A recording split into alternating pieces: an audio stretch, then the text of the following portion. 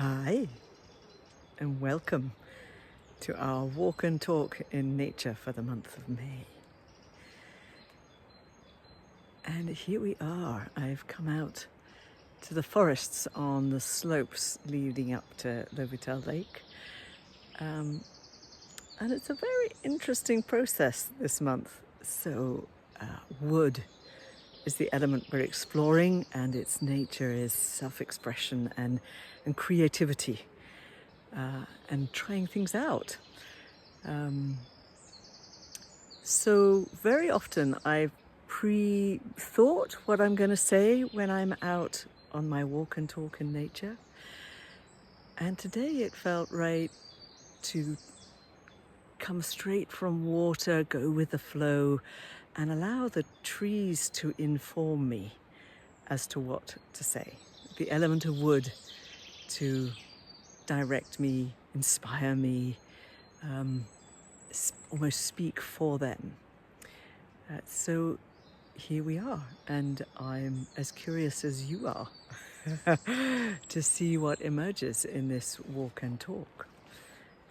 So I am here, and I was called here. I knew this was the place I needed to come for today's exploration, and I'm just gonna tilt and point you upwards because we're exploring the yang energy of wood and the amazing strength and power and presence of these pine trees, their long trunks just reaching up to the sky. Whenever I thought of Wordsworth's poems of when I was a child, the sky felt, the top of the trees felt like they were touching the sky.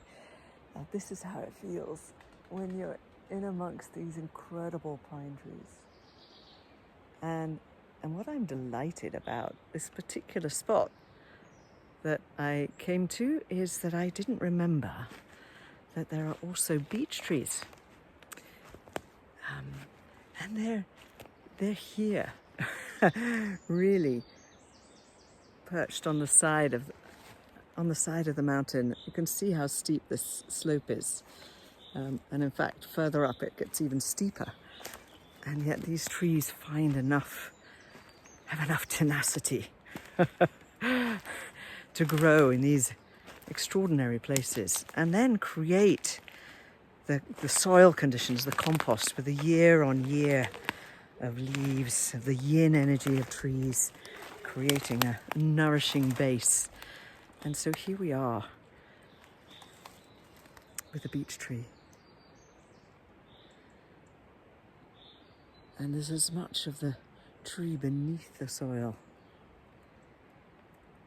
in the rocks, in amongst the rocks, as there is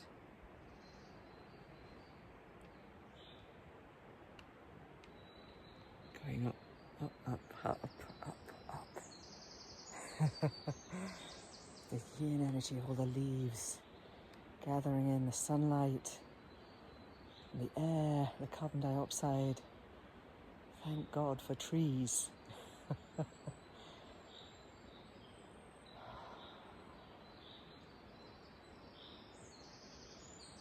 And they create this incredible ecosystem, this incredible microclimate where there's moisture and you can hear the birds' song.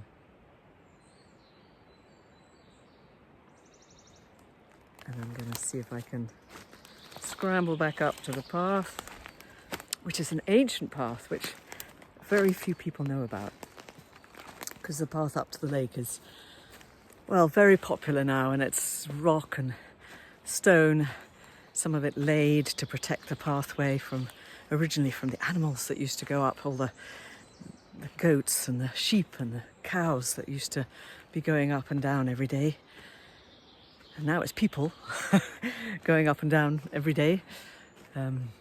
May the 1st just saw an extraordinary number of people going up to the lake. And so I love coming out here because it's a way to explore these banks where nobody comes. You can see these massive boulders that have broken away from the mountains and the trees have grown in amongst them.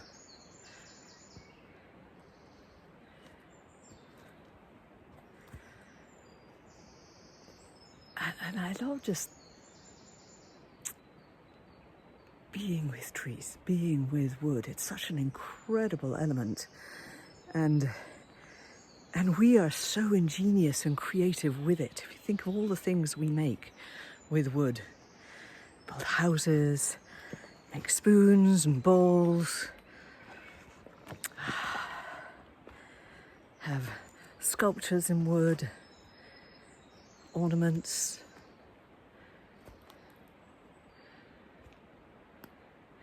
So there's something incredibly peaceful about these forests.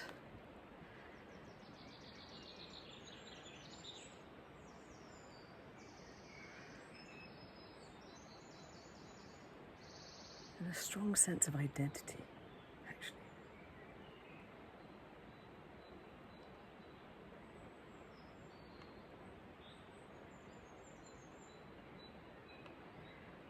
And they are very much living beings when we take the time to slow down, to align our energies, to meld.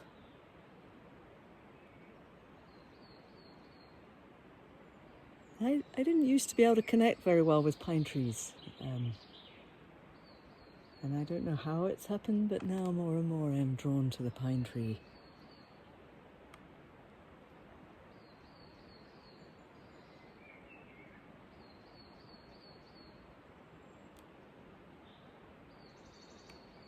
It's a sense of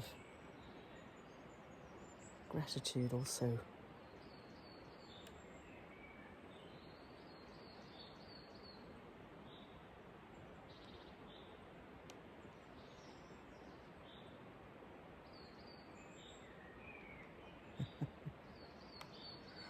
I love the way the camera does its own thing.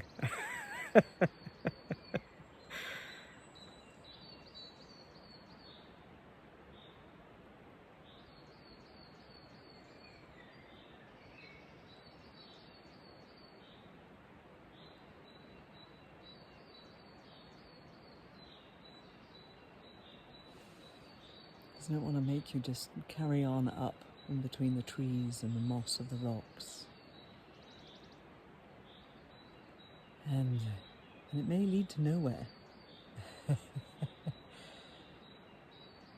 But we somehow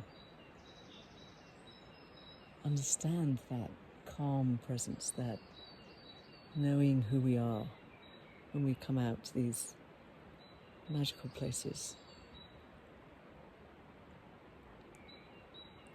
So I encourage you to go out, find the forest, find the woods, spend some time in amongst the trees,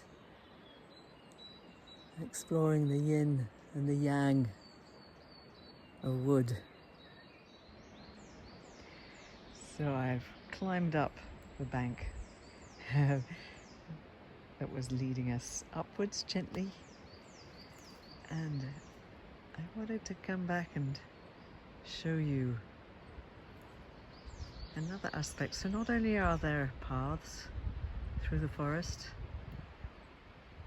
there are also, I imagine there were summer dwellings, but maybe they were all year round. You can see through these woods places where we have been before, entwined, integrated, a part of the forest.